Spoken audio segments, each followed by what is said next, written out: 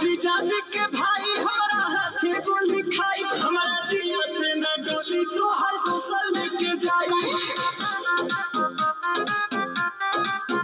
तो हर जीजाजी के भाई हमारा हाथी गोली खाई, हमारा जिया पे न डोली तो हर दूसर लेके जाई।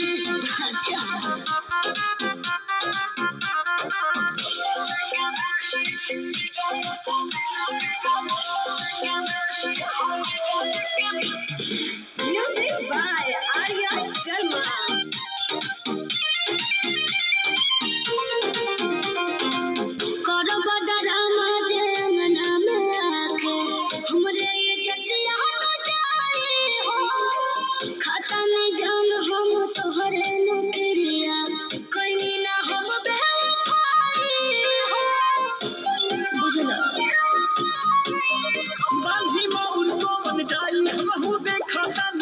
अच्छा कौन तहरा बाप के दामाद बनी हो, झूठ के होए खून खराबा को कदहिया में अबिया लगा।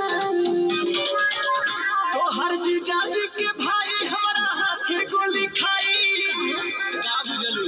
तो हर जीजाजी के भाई हमारा हाथी गोली खाई, हमारा जिया पे न डोली तो हर दूसर लेके जाई।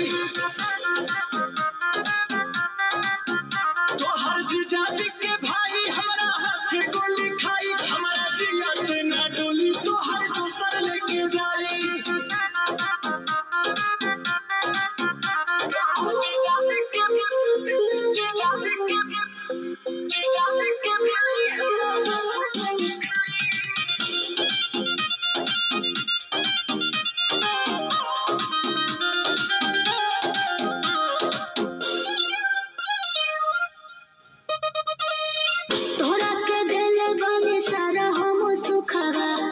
कोरोना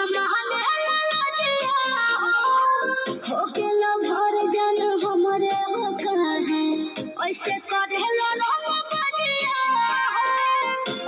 बोला ऐसे काहे करेला? जीत भाई बाटे हरदम प्यार करे वाला के, अच्छा दूसरा जा देख ली हम शादी करे वाला के। कोरोना को सोचना बस फेलवाए, चुप चाप हो खेला हमरो विदाई। तो हर जीजाजी के भाई हमारा हाथी गोली खाई, तो हर जीजाजी के भाई हमारा हाथी गोली खाई, हमारा जिया